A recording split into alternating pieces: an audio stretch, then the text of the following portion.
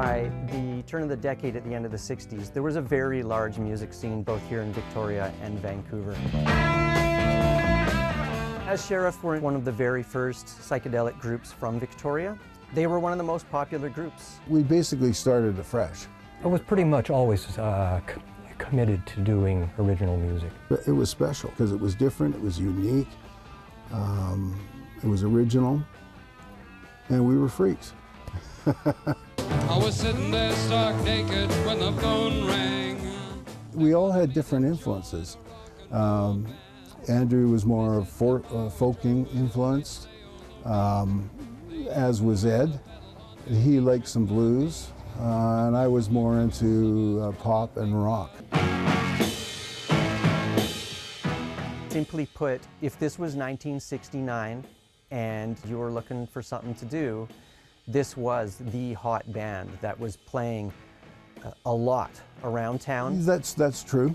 With raggedy clothes and worn out shoes. I think I was aware that we were one of the more prominent bands in town. And when you try to leave, you find it hard. The recording, how that all came about, it's very hazy in my mind. Nothing was released. No, I didn't even have a copy of them. I was interested in learning about the most important underground groups here at the turn of the decade from the 60s into the 70s. And repeatedly, one of the names that kept coming up was As Sheriff. So I set forth to demystify the story and sent me on a 20-year mission to track down all of their master tapes.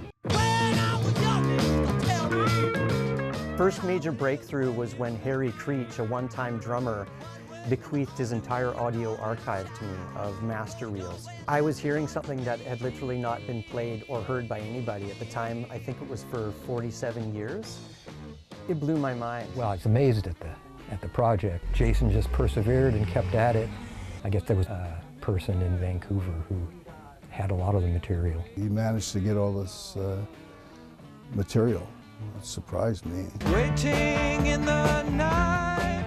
The As Sheriff album contains 12 songs. 10 have never ever been released before. This album represents the very first album of a 1960s rock band ever from Victoria. So it's a time capsule. I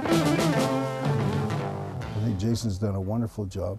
I think when we have more music from our city to look back on, it gives us more a sense of local identity. And if we don't take an effort to build legend, then we never have it. And it's nice to, be validated. I wish my mom was still here because I could tell her, hey Mom, I wasn't wasting my time, look at this. Thank you very much for coming tonight. Thank you very much. And if you want to get your hands on a copy of this historic album, just go to www.supremeecho.com.